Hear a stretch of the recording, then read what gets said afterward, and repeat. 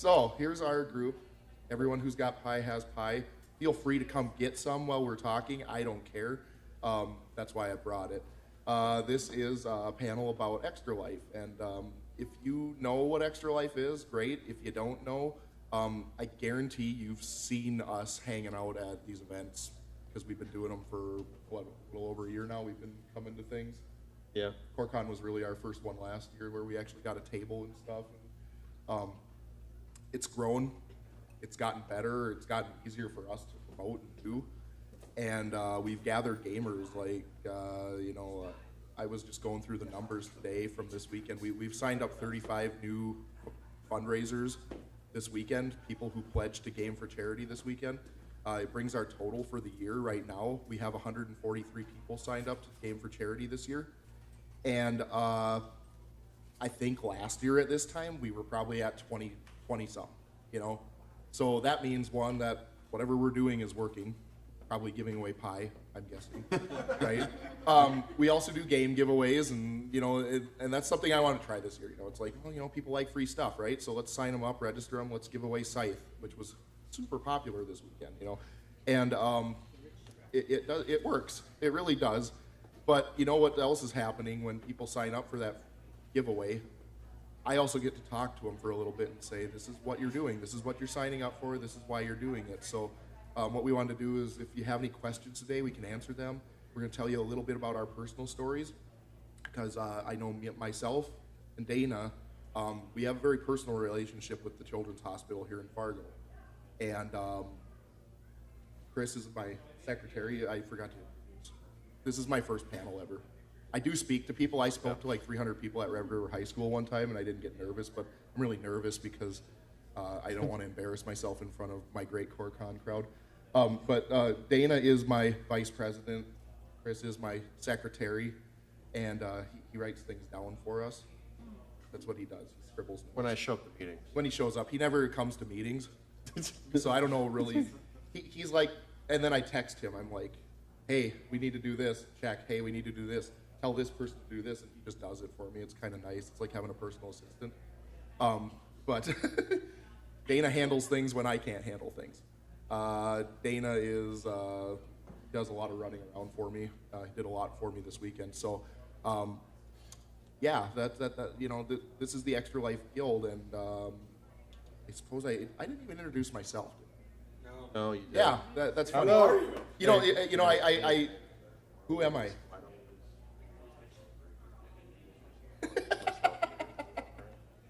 I'm Steve DeCray. I am the president of the Fargo Moorhead Extra Life Guild. Chris is? Yep, I'm Chris McEwen. I am the secretary of the Extra Life Guild, as you mentioned. I'm also very involved with the conventions. I'm one of the convention co-chairs for both AMA Fargo and the upcoming Fargo Game Fest, as well as I'm the department head of 4 different departments for CoreCon. So, yep, I'm pretty involved in the conventions. I'm Dean Mickelson. As Steve said, I'm the vice president. Just got nominated for that position this year. I just try to fill in and help Steve whenever he needs assistance. Mm-hmm. And they're not the only ones who help me. I've got we got John Leighton out there. He does a little running around for me sometimes. Helps me with relationships with Paradox. He's kind of my go-between there. We have Rich Early, does a lot with us. He's a big supporter, does a lot of stuff for us. Couldn't be here this morning. I begged him to be here this morning because I wanted a celebrity on the panel. He wouldn't come. But then we've got Jared Stoll, who has gotten really involved with us and helped me out.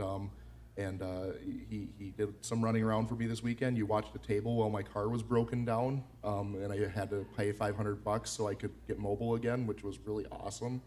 But yeah, we're a group of people who are passionate about a couple things. We're passionate about gaming, and we're passionate about helping sick and injured kids and their families.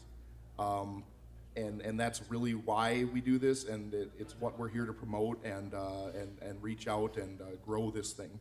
So if you don't know what Extra Life is, Extra Life is a campaign that's it's run out of Salt Lake City. Emily, yeah.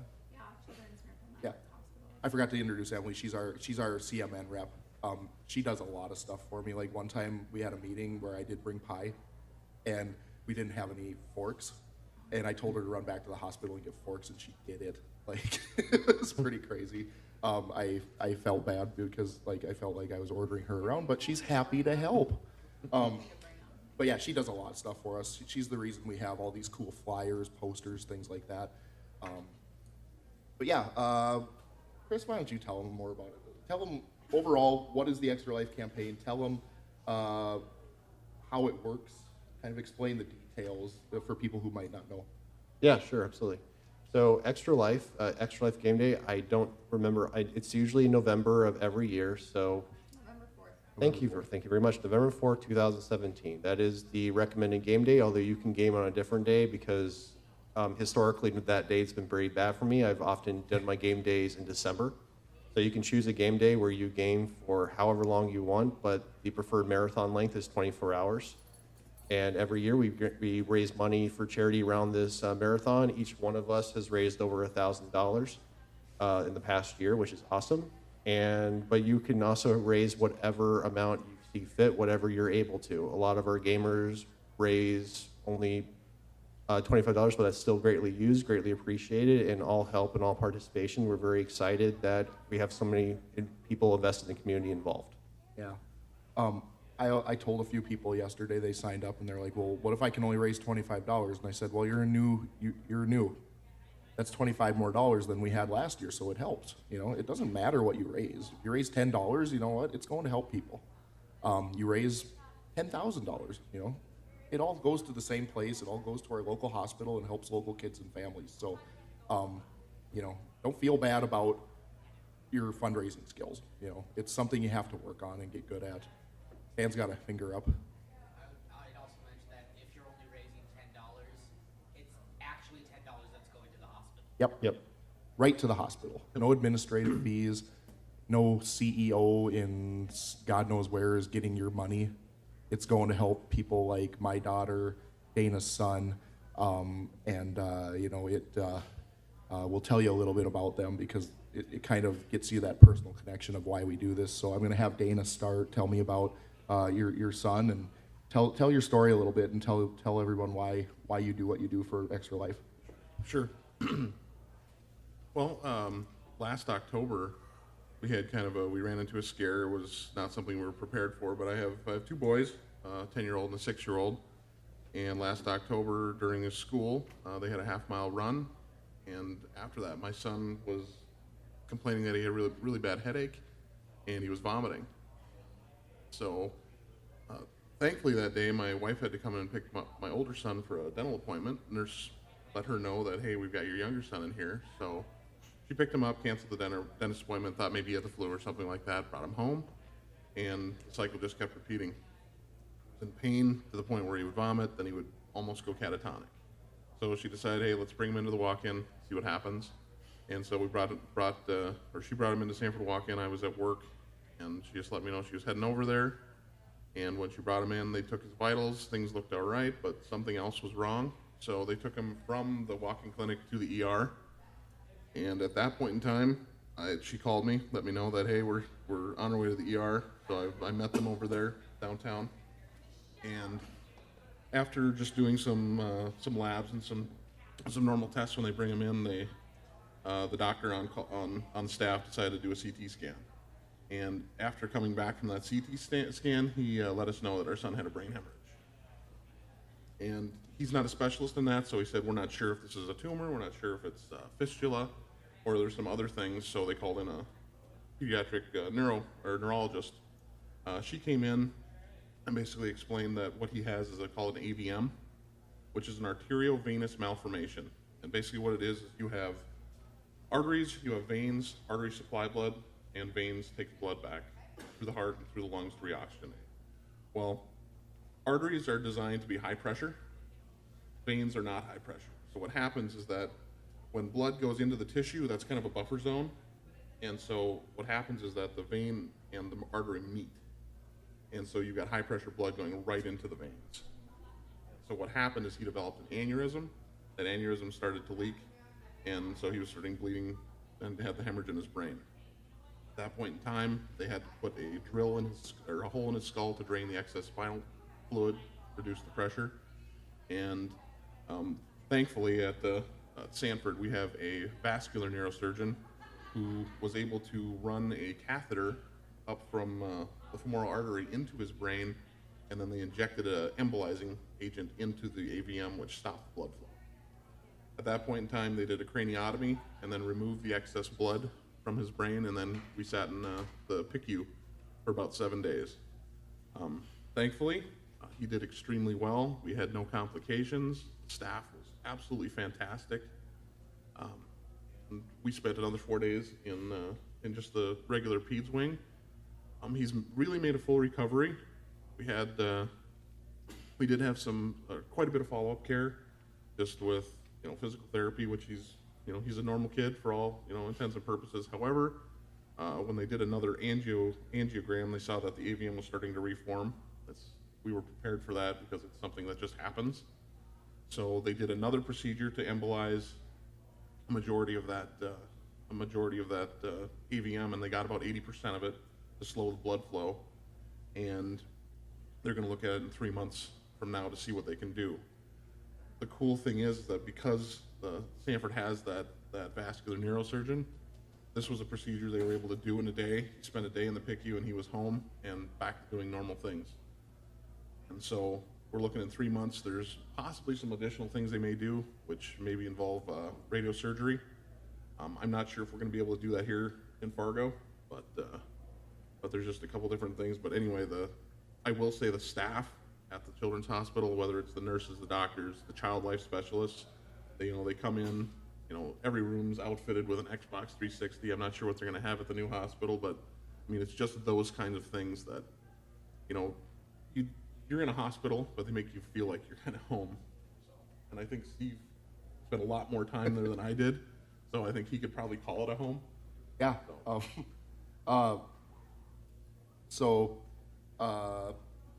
My daughter is 6 now. Her name is Erin. When she was 3, we had spent 2 years in New York. We lived out there in the mountains in the middle of nowhere. My wife's job took us there. We came home to Grand Forks, North Dakota. And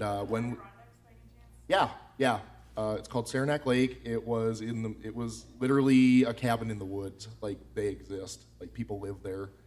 It was weird. I was so bored. Like, I'm a technology guy, and there's just nothing to do there.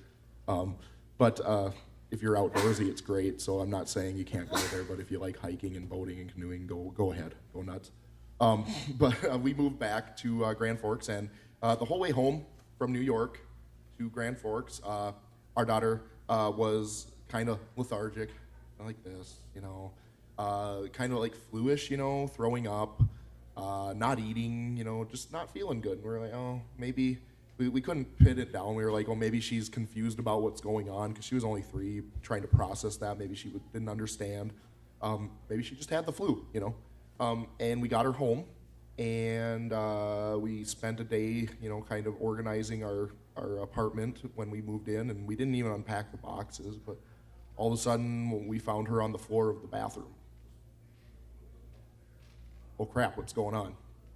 Okay, so we took her to the doctor, and they did a physical, fever, all that good stuff, and then they took a blood draw, and the doctor came in here at Altru, and he said she's got leukemia. I'm just like, no, she doesn't. That's crazy talk, she's just sick, right? I have a blood disorder which causes me to have low platelets, and if you see this bruise on my arm, that's probably from something as gentle as like just rubbing up against a wall too hard.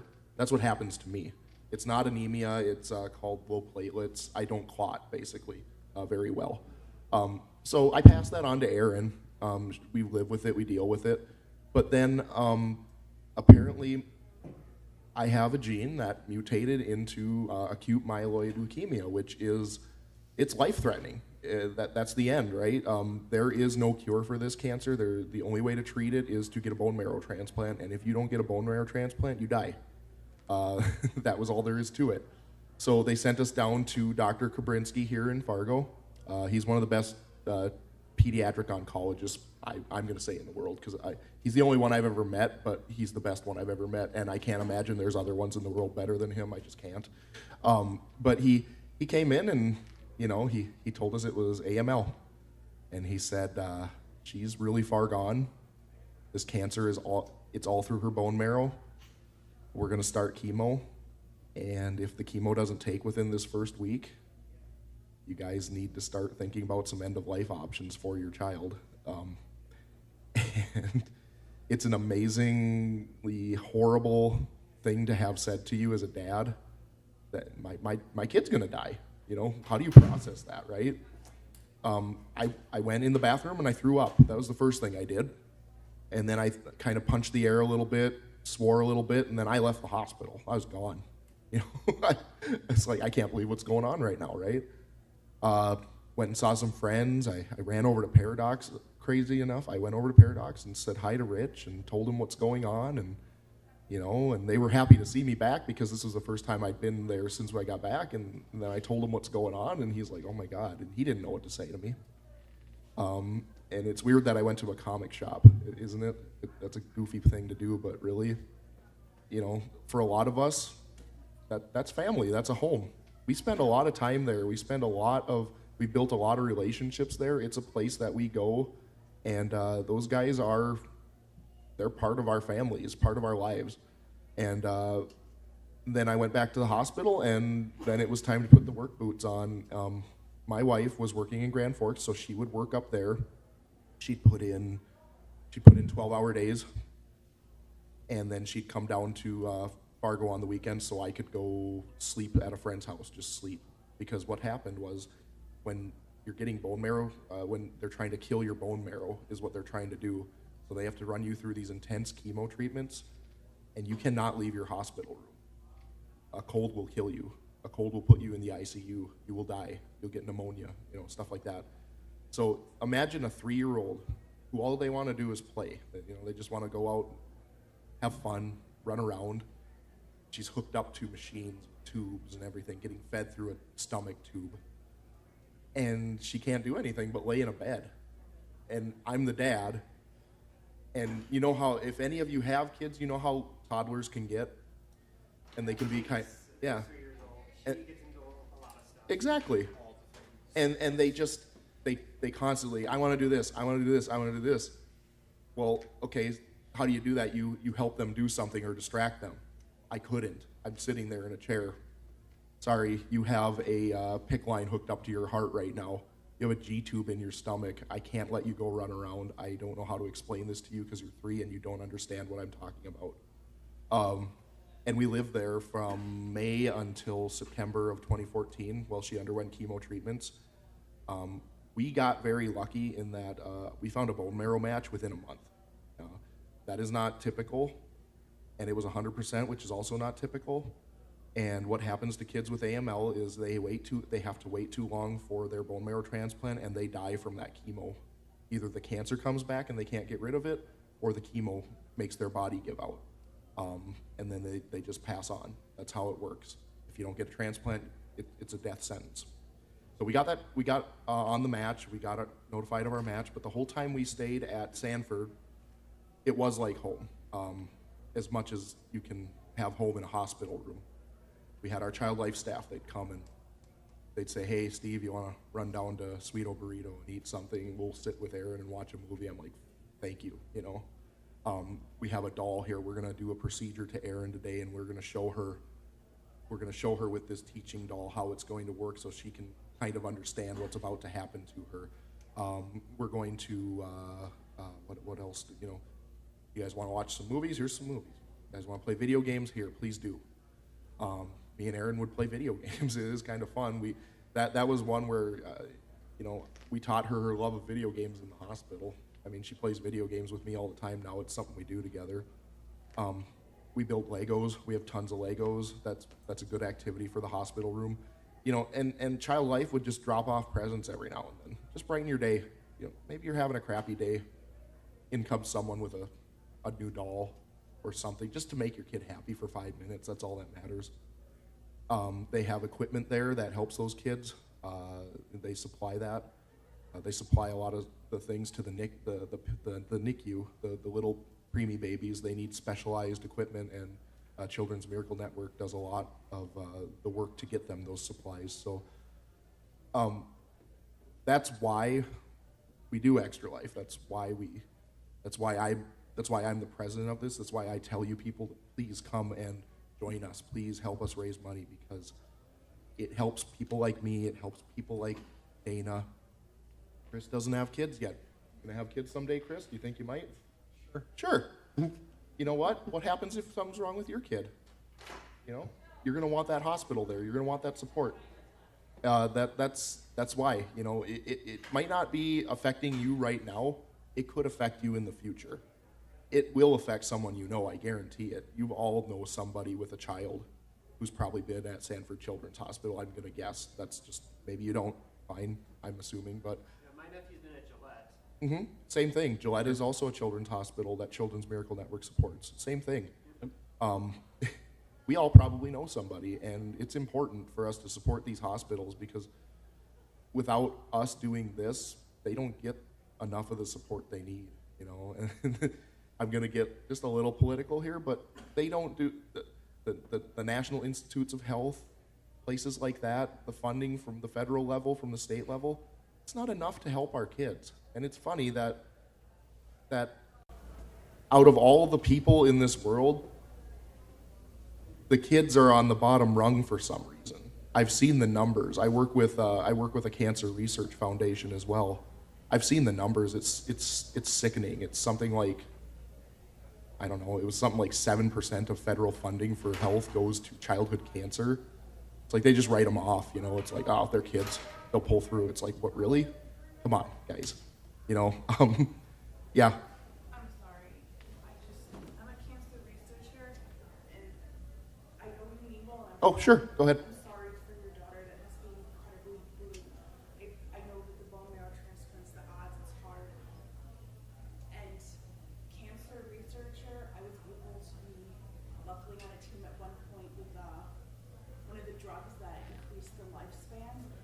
Pediatric cancers, out of all the cancers, are blessedly very rare compared to adult cancers. Yeah. Because it's usually an accumulation of Yeah. damage. So actually, when you put the funding in proportion to the number of patients, it's somewhat proportional. I get it, It's yep. not like cancer researchers are ignoring children's No, cancers. no, no, no. I would say that children's cancers are one of the things that like touch us the most. I'm a bone marrow donor. Perfect. I believe in it deeply, but my specialty and the one that is in my heart is usually adult cancers, and I've seen children, blessedly, especially after the newer drugs, I'm blanking out on the name, it was an inhibitor that was recently found that's really good in children, especially with certain types of leukemia. It's not the one your daughter has, unfortunately, I'm sorry. But adult pancreatic cancer has a 5% 5-year survival. It's Yep. brutal. Children have much better rates. Yep. And to say that we ignore funding, Oh. I'm just like, oh, it goes right to my Well, heart. maybe, okay, let me just maybe rephrase that. I'm not going after the cancer researchers on that. I'm going after where does the people who fund those things, where's our, Oh, the government. I feel like they're a very marginalized group of people that really, it breaks my heart that, you know, things like that. Research is very expensive, and yes, we don't get enough money. Yeah, But I would never say that we don't do it proportionally, or we Sure. don't try to. sure, absolutely. To take it back to Steve's point, you know, not to belittle anybody here. There's not children. There's a lot of children that need help, and that's what we're here to do. Exactly. Okay. Because, you know, I'm talking from a cancer standpoint, broken arms, other things, you know, other diseases. What else do you treat, Emily? Like, what do you see in there on a daily basis besides? So Sanford Children's Hospital in Fargo is the only accredited children's hospital and Children's Miracle Network hospital for the state of North Dakota. So we're not treating just one injury or illness. It's for, in 2016, over 60,000 children from across the region came into us. That's just one visit. It's not just specialties for cancer. It's not just for AVM disease. It's not just for trauma and broken bones. We see all of it. These kiddos are coming to our board certified pediatric specialists for their care, and we're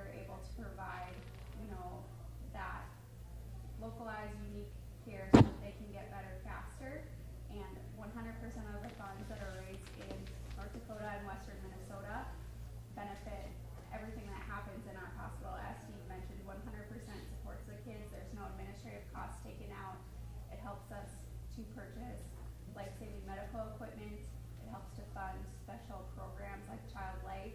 It helps with research and it helps with education. So you're helping with a wide variety of things. It's not just one thing. It's not just one person. It's a big impact that you're having on a lot of lives, both of children and their families.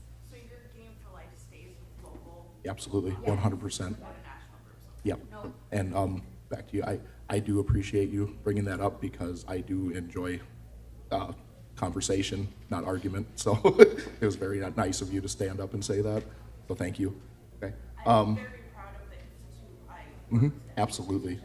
So I just, it threw me off. Oh, no. I realized that I- from an outside perspective, we never give enough because there's always Yeah, more that you wish you could do for people. I mean, absolutely. I've told people they didn't qualify for trials and it was devastating because when you're too sick to be treated, no one wants to hear that, no one wants to tell you that. Yeah. Yeah, my daughter, because of the previous, the thrombocytopenia she had, they wouldn't give her any clinical trials or any experimental, Because she wasn't yeah. qualified. That no It's one tough wants to hear hear that. And it makes you feel like you're being Yeah, left. absolutely. But it's never out of cruelty. No, never. I get it. I've worked for insurance too. It's scary, some of the things you have to tell people. Chris, why don't you talk a little bit about the actual gaming marathon itself? What do we do every year? What do you enjoy doing at the marathon? What are your favorite parts? Sure, and I'll give the full spectrum too, because this event can be whatever you want it to be, and I really mean that. It can be whatever form of gaming you want it to be, whatever pace you want to be with whoever you want it to be. I, as a intensely introverted shut-in, prefer to do my board game, to do my marathons by myself in front of a computer screen for 24 straight hours. And that's how a lot of people across the nation do it, and that's fine. You can still raise money. I raised a surprising amount of money. I raised over $1,400 last year, just basically going, I'm going to shut myself in this room here for 24 hours, and I'm going to play video games, but it's okay because it's for children that really need it. But if you're more of a community-based gamer, if you enjoy board gaming, we have an awesome, as many of you know, we have an awesome board game community right here in Fargo. There are events going on usually every year, for sure at Paradox Comics, and there was one last year at Games of the Plains in the Prairie. So if you wanted to video game with community, if you wanted to board game with the community, both those options were also available in the past year, and some permutation of those will probably be available in the community this year as well. So whatever your speed is, whatever you prefer, that option will be available to you, especially in the Fargo community. For those that might be out of town, feel free to contact us, the Guild, and we can see what's possibly in your communities. There's definitely other extra life events going on all over. Yeah, one of the things I'm working on this year is really trying to spread it. I mean, I got a good lead in Grand Forks right now on Broken Century Games. He's very excited about maybe hosting an event. One of the things we need, I want people to understand, and I always tell them this, is that if you're from anywhere in North Dakota, you can fundraise for Sanford Children's because that is our local that's our local children's hospital. Something happens out west, you're coming here by life flight, probably, most likely. We cover parts of western Minnesota, we cover parts of northern South Dakota, and it's a huge area for one hospital to cover. So, and that's a lot of people, from far away that have to come to our hospital on a daily basis. So, never feel like I'm from a certain place and I can't fundraise for this hospital. You can and you should. So, and you can start your own event. If you can't make it to Fargo for 24-hour gaming, you got 5-6 friends, pull up some games at your kitchen table and start playing, and say you're raising money for the kids. And start sharing that link out from your fundraising page that you would create, and get your friends and family start donating. But Dana, what's your favorite part of the marathon? Really, it's just the community. I've met so many people. When you talk about Paradox being kind of that family, Rich actually is a person who told me about Steve. Said, you really need to get involved in this. So I said, sure, I'll do what I can. And literally I got involved in the last, 2 weeks before the main event and raised almost $1,000. Mm-hmm. And the tools that they provide to you, it's very simple. You can share the link on your Facebook page. I mean, the app on your phone, you can schedule either a canned message, write your own message. You can customize it any way you want. And I was just amazed by the response I got from my family and friends because everyone just donated, you know, $25, $10. Yep. And it added up. So Yeah, most of my money that I raised was not from my family, actually. It was actually from a lot of coworkers, past, present, and possible future, due to my contracts. And there are people that I would, under not normal circumstance, never ever share my geeky interest with. But nonetheless, I went to them and went, you know what? I'm raising money for sick kids, and I made it all about the sick kids. And yes, I'm playing BioShock for 24 hours, but I am raising money for sick kids. And by emphasizing that, you'll be surprised how many people are willing to open up their hearts and their wallets, even to small amounts, $10, $25. And if you do enough, it really does add up. Everybody can make a difference just by even asking your eternal family. I know, Steve, a lot of your donations are straight from your family. Straight from family, yeah. One thing I do when people ask me, well, I'm not good at fundraising, I can't do this. Think about it like this: $100 is easy. Don't think it's hard. It's easy.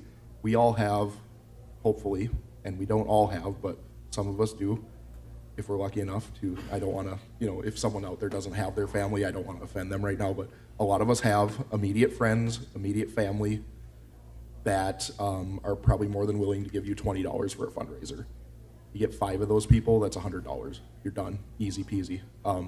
It is that simple, and like Chris said, when you tell them what you're raising money for, 99.9% of the time, you're not going to get a no. That 0.1%, maybe they just couldn't do it at the time, it really, it's so easy to do. It's the other thing, you're not obligating yourself to anything. If you sign up, you get registered, and it just doesn't work. You don't have the time to game. You couldn't get around to doing the fundraising, fine. That's that. Try again next year, right? Someone asked me yesterday, he goes, well, what happens if I sign up and don't do anything? I said, well, there are no extra life police. There's no one from corporate that's coming to drag you out of your house and make you donate money. It's not a mafia. We don't care. If you registered, great. You know what? Maybe you'll do it next year. You're part of the community now. You're part of my group, and I want you to be part of that group. So at the very least, you've made some contacts and you've met some people, and we can try again. And one of my big things is, besides raising the money, I want to get you guys excited about doing it, about the charity. I want to get you passionate about the charity, because that's what spreads the message and makes it better and better every year. So what did we do last year? We raised something like $32,000? Yeah. We did about 35 the year before that, so we were down a little bit, but not bad. I know Rich was hand-wringing last year about October. He's like, oh God, we're going to raise $10,000. We're going to be so bad. It turned out great, and then Rich was like doing cartwheels. If you've ever seen Rich do a cartwheel, it happened. I promise it happened. But yeah, it's going to be bigger this year because we're way ahead of where we were last year as far as registrants. And we're what I'd love to do is get into that $45,000 to $50,000 mark and start, I want to grow it every year. That's the whole point. And the more we do, the more people get registered, the better we're going to do. What time is it? It's 12:10. Okay, so we got about 20 minutes left. What I'd like to do is we've got enough people here that we can fill with some questions. So here's the thing. You can ask us questions about the fundraiser. You can ask us questions about our favorite games, things that we like to do or play, and we can discuss. It doesn't have to be fundraising related. We can just have a little fun with that. You can ask us pretty much, go ahead and ask us anything. You want to ask about my daughter's treatment? Go ahead. You want to ask about Dana's son's treatment? Go ahead. We want to talk. You want to ask Chris about his secretary duties? Go ahead. But yeah, I want some questions. So let's fill 20 minutes with some conversation here. Who's up? Stan. So during the many different 24-hour game-a-thons that you have done over the years, what has been your favorite moment at those events? Okay. My first favorite moment was my first year when I did the video gaming. We had 2 separate events. We did video gaming, and I was there all day for that. and I brought a bag of costumes. And I played themed games with themed costumes. I played Mario Maker for an hour, dressed as Mario. I played a wrestling game dressed as a luchador. I played, what else did I? Oh, I had another costume. My Flash costume. I played some kind of superhero game, and I was dressed as the Flash. But yeah, it was fun, and that's one of the things I like most about this is you can get silly with it. Give me $100, I'll take a pie in the face. Give me $500, I will wear a dress for the remainder of the marathon. Things like that. But yeah, that was the first one. The second one was last year. Me and Jared and Dana played Star Trek Ascendancy. We started at like 11 o'clock, and we played till 4 a.m. And apparently I had won the game about 3 hours earlier with the Klingons, and I didn't realize it because I didn't read my rules. And so we sat there and wasted 3 hours playing this game. And then Jared ultimately won, even though I won already, but whatever. So yeah, those are two of my favorite moments. Go ahead, Chris. Sure. Mine was a lot less involved than yours. Last year, because of complications, I couldn't really be an active part of the local marathon. So last year, I really went heavy on doing my own marathon. It ended up, and as a reminder, Extra Life has no rules. It really doesn't. I ended up splitting my marathon across 2.5 days because work kind of sucked last year. So I split it across 2.5 days, and I figured I'll give Twitch a try. For those that aren't aware, I'll just making sure everybody knows. Twitch is an online streaming company, and Extra Life has a co-sponsorship arrangement with them. They make it very easy to stream your Extra Life marathon on Twitch. And so I remember getting really overly excited that I got Twitch to properly work with Cable One. Cable One, if you don't live in Fargo, Cable One, yeah, it's awful. Cable One is the. Well, I got Cable One to work on. I got Twitch to work on my Cable One subscription. Magic. Dark sorcery. Because Cable One, like, they really police the upload speed, and obviously, if you make Twitch work, you have to have a good upload speed. And I actually got to work. I avoided playing a high FPS game. I ended up actually just going really retro. I played a game called Earthbound for the Super Nintendo. So I knew I could burn through that entire game in 24 hours, and I came close to burning it through within 24 hours. But the thing that really excited me the most was people that wouldn't otherwise be into my geeky stuff were like commenting on my Twitch. It's like, and I knew who they were, and some of them I haven't even interacted with in person in well over 5 or 6 years. People from my undergrad years, and that was really exciting. And that motivated me to do hopefully more this year. I guess my favorite part was I'd been involved, or I'd given money for Extra Life prior to this. It was my first time actually going to the marathon, so I jumped into the first game I played was an Uwe Rosenberg Euro, and I never really played a Euro game, and I looked at it, I'm like, what did I do? Feast for Odin, right? Feast for Odin, yeah. And actually, for as complicated as it looked, it was not complicated at all, and now I developed a severe need for Uwe Rosenberg games. They had Le Havre at Paradox yesterday, and if you don't know what that is, it's a $300 game when it's out of print, and they had 2 copies. I bought one, and Dana immediately, when he saw I had it, called in and had them reserve the other one. So yeah, we like Euro games. It's fun. You get to put things places and score points, and you don't have to like make people mad doing it unless you take whatever they wanted, I guess. But yeah, any other? Kind of reminds me of a game that I have. I picked it up for $150. It's retails for $400 now after the Kickstarter ended, so I got it pretty cheap. It's basically a game where you have a little colony, try to build it up, and you only have a set number of characters in it, and they will die. It's like Dark Souls. They will eventually die. That sounds like something that you could do like for an endurance game. Oh, where yeah. You just see how long you can keep going before you die. Twilight Imperium is the perfect Extra Life marathon game because you can start at the beginning and finish at the end of the 24 hours. Yeah. Basically, every session for that is supposed to be one game session. Yeah. So maybe try to play through the whole 25 Lantern years in that game. Oh, yeah. Would probably be a good marathon game. Sure. Is And that even if you can even get that far, maybe have people pledge to see how long you can last before you die. Yeah, sure. Kingdom Death? Yeah. Yeah. Yeah, I actually brought that this year to CoreCon Yeah, I saw it. I saw it out there. I'm like, oh wow. We had to point it out a couple It's a times. real art house game. And I haven't even built all the miniatures for it yet. Wow. It's like The a year magic where we had wand. 2 nights, there was someone doing D&D, and the DM is every time someone donated, he would just randomly kill a character. Yep.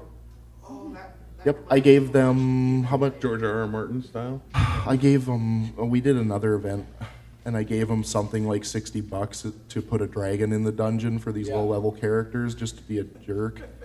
It was kind of fun. And then one of the players who donated to him, he would just randomly turn on the party. Mhm. Yep. Yep. You can mess with people. It's a fun way to raise money. And then I was there all night for the e-gaming, and then I was playing with someone else, and then he donated me. I would just randomly do the complete opposite of what I was trying to do. Hmm. Yeah. Absolutely. Like, I need to find this. Okay, I'm just gonna go somewhere else now. Yep. Yeah, that reminds me of a Munchkin game I played at one of the Paradox nights, where they actually let you pay to cheat. I think that wasn't that House's benefit night? Yeah. Okay. Yeah, I actually participated in that. And Did everyone get to see House this weekend when he was here? Yep. No, not everybody. Yeah, shook his hand, told him I said we're thinking of him, and we hope everything turns out good for him. He's very involved in Extra Life. I'm guessing he won't be able to this year, but he said to me one time. He said, you know what? I have this going on with me, and it shouldn't happen to kids. And he said, I do this so that it doesn't happen to kids, or that we can help those kids, because they don't deserve that. It can happen to me, but it shouldn't happen to kids. And that's one thing that he said that stuck with me really a lot. And I've got to know him pretty well, not super well, but I'd say he's a good acquaintance of mine, because we've talked several times since we started Extra Life, and he's one of the kindest, most positive people I've ever met, and he cares about the kids a lot. So we're all pulling for him. But yeah, does anyone else have any other question or want to ask us about anything? How do you get involved? How do you get involved? Well, that's a great question. I have these handy-dandy registration forms up here. If you want to come see me, we'll have you fill it out. I'll enter your name into the system, and what'll happen then is you should get an email to go set up your fundraising page. And once you do that, you're an Extra Life fundraiser. You've got a nice page on their website. If you want to do it on your own time, there's extra-life.org is the name of the website. You can take a flyer, it's on here, if you want to go do it on your own. And yeah, we would love to get you registered and start fundraising. And like I said, all I ever do is copy the link off my fundraising page, post it on Facebook, and say, hey, here's what I'm doing, and let's raise some money. And people will click on that link and donate. It really is that simple. Yep. Yeah, so yeah, if you want to register, please come talk to me. I'll help you do it. I've got all the tools, so any of us can help you. And then can I say, if you do go join on extralife.org, or you want to encourage any of your friends and family to sign up there, through the sign-up process, you have to choose which hospital you would like to play for. So there's 170 Children's Miracle Network hospitals across the United States and Canada. So you can choose Sanford Children's Hospital Fargo, because there's also one in Sioux Falls, and then 100% of your funds will be designated for our hospital. Yeah. It's really easy to find, because you Yeah. choose by Yeah. state. And so Yeah. you choose state of North Dakota, and there's only one option. Yeah, and if you're from deep in Minnesota, there's only one option. It's Gillette Children's. I mean, and we have no problem signing people up from different towns for different hospitals. I don't care. If you are from Winnipeg, go ahead. We'll sign you up. We'll get you set up for your hospital. I don't care. I just want people to do it. Go ahead, Jared. Just one thing I want to mention with the fundraising. When you're telling people about what you're doing, you can also mention to them that some companies that they Yep. work for also do employee match. They do. Yep. And that will get applied to your Extra Life fundraising as well. What does Microsoft do, Chris? You know the match there? The match, I believe, is up to a 5 or 10K limit. U.S. Bank, where I currently work for, they also do a match, but I was able to apply for it this year, but that'll be on my radar for next year.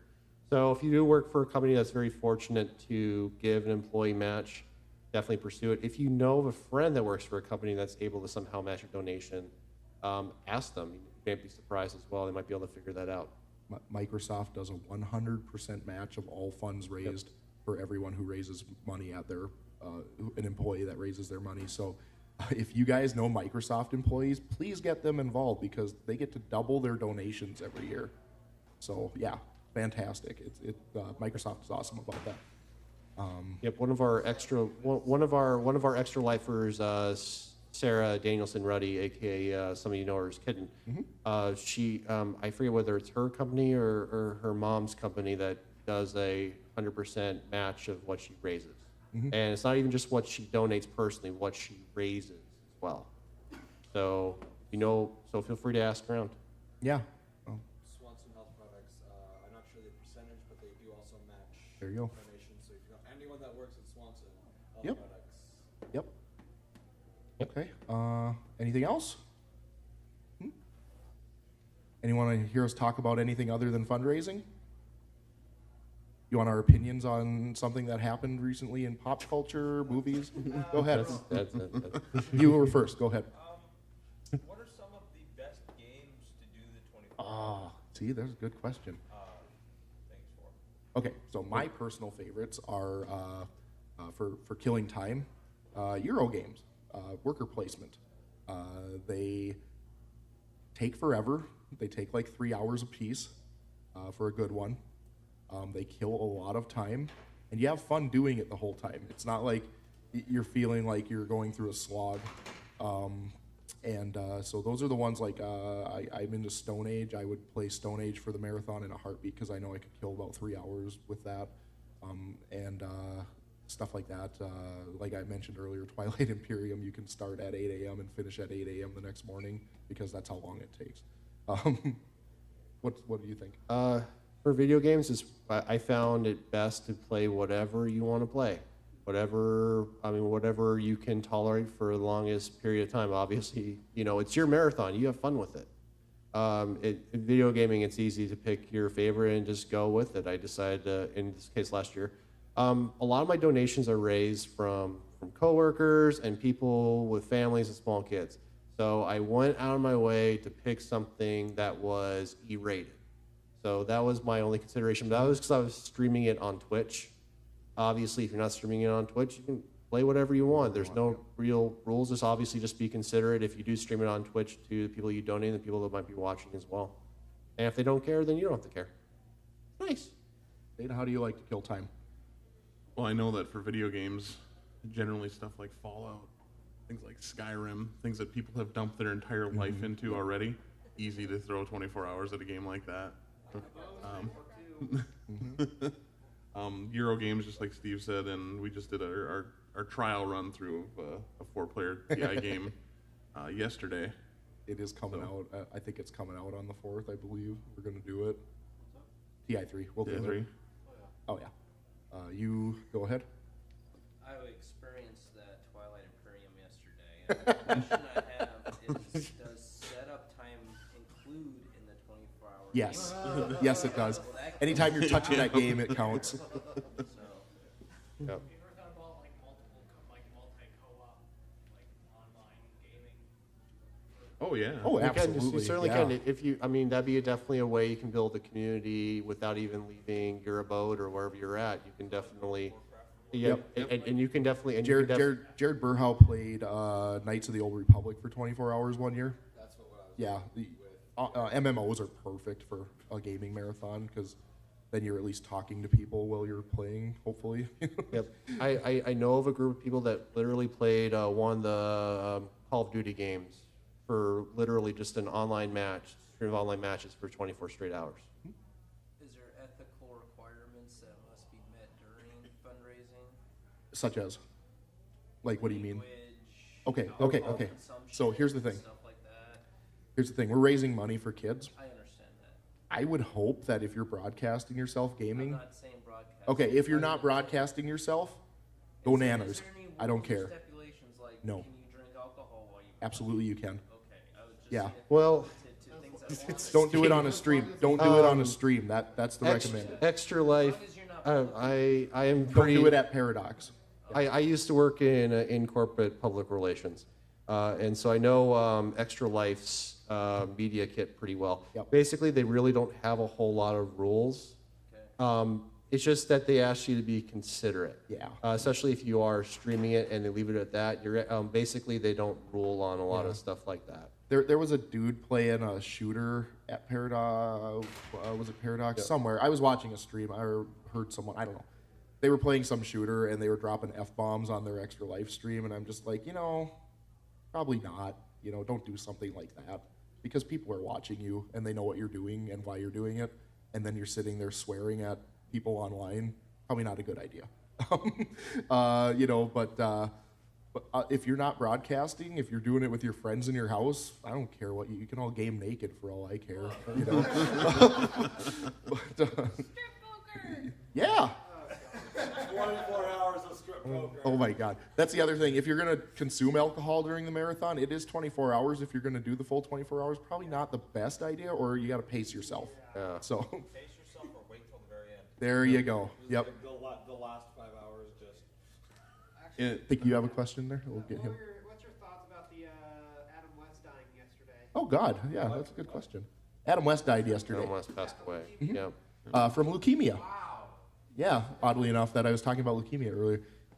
Adam West was everybody's first Batman, as far as I'm concerned. I mean, I can't, except for Stan. Apparently, Val Kilmer was his first Batman.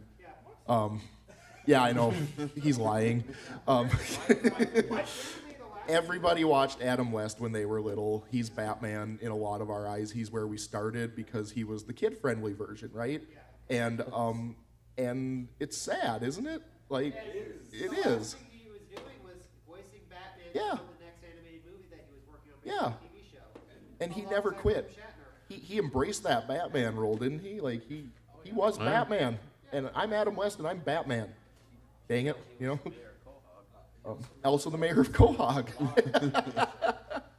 Yeah, sad. Shark repellent shots last night at the Villains. Yeah. Okay, so it's 12:29. Got any thank yous? I just thank everyone for showing up. We weren't sure anybody was going to come here. I know we have So- way more people than I thought. So that's awesome. So thanks everybody. We appreciate it. The more people we can spread the message to, the better. Yep. So we appreciate your interest. Chris? No, thank you everybody, and thank you to the Fargo community. I've lived in 7 different states, and I've been all up and down. Basically, if there's a convention on I-29, I've been to it, and Fargo is probably one of the best communities for something like this. Mm-hmm. And you people like you make this happen. I'm very grateful. I want to thank everybody who stopped by the table this weekend. You're all not, I'm pretty sure everyone in this room at least stopped and said hi to me. I talked to hundreds of people this weekend. It's exhausting, it's draining, but I love doing it, and I love spreading the word. And I want to thank CoreCon, everybody at CoreCon. They gave us a primo spot this year. Right there on the corner, everybody's walking in. I saw everybody. I saw every cosplay. I saw everything. And I can't thank them enough. CoreCon is such a wonderful partner for Extra Life for us. Kitten and Aaron Sparks and Troy, they are very involved with our charity, and I cannot thank them enough for helping us out with this year. It was such a huge success, and I look forward to seeing them every time, and I look forward to hopefully seeing a lot of you on game day, and maybe playing a game with you, and you'll see us around. We'll be at Spider-Man, I think, on the 7th of July. We'll have a table there.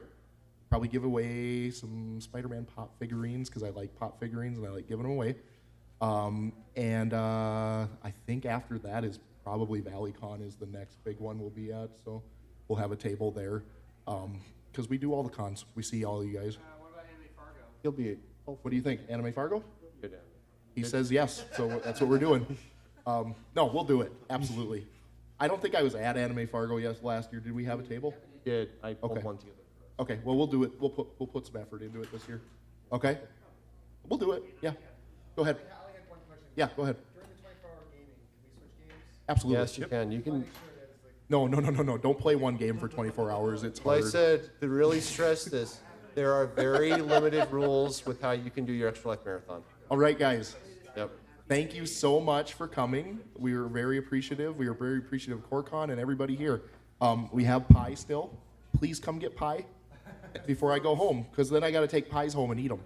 Oh no, the horror. Oh. This is so awful. Yep, I'm gonna go into my self-loathing eating a pie on the couch deal. So, you guys made me. Okay, thanks a lot, guys. Thanks, everyone.